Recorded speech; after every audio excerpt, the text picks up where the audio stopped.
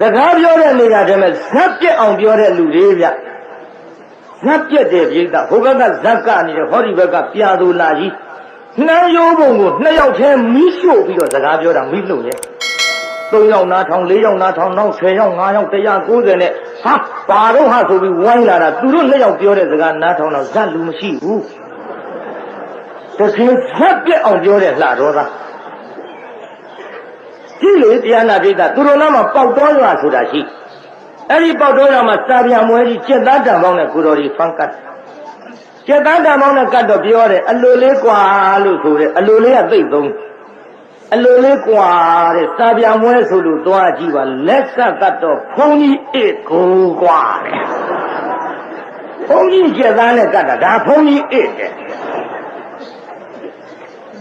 ကျန်ရဖန်မှန်စကားပြောတဲ့လူတွေဥပမာနဲ့ဘုန်းကြီးကစားရကွာတော့ဝေသာလီပြီးဘလူးကြတယ်အယိုးကြံတာပြောတာ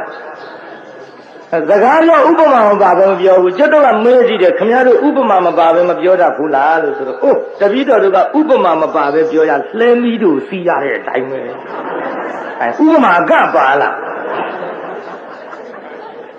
ဒီဆက်တရားနာပြေတာကိုသူတို့ရှိမှာခင်ဗျားတို့ရှိလို့ခင်ဗျားတို့ကားစိတ်ကားပေါ်ရလားလို့မေးတော့ဟုတ်ကားပေါ်တာတော့ရေပေါ်ထိုးနေတဲ့အတိုင်းပဲလေရေပေါ်ထိုးတယ်ဆိုတာမြင်ဘူးမှာပေါ့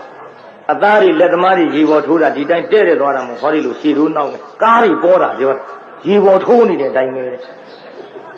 ကားပေါ်တဲ့ထဲဖျားတဲ့တပည့်တော်တို့တော့အာတီပီကမြန်တယ်ဆိုလို့စီးလိုက်တယ်ဟုတ်တကူဖျားတဲ့အာတီဗီကမြန်ပုံကိုပြောရရင်ရိုင်းခွဲကြီးဆောင်ဖက်လိုက်ရတဲ့အတိုင်းပဲတဲ့။အဲကြီးဆောင်ဖက်လိုက်ဘူးတဲ့အတိုင်းဥပမာမပါပဲတခုမှပြောဘူး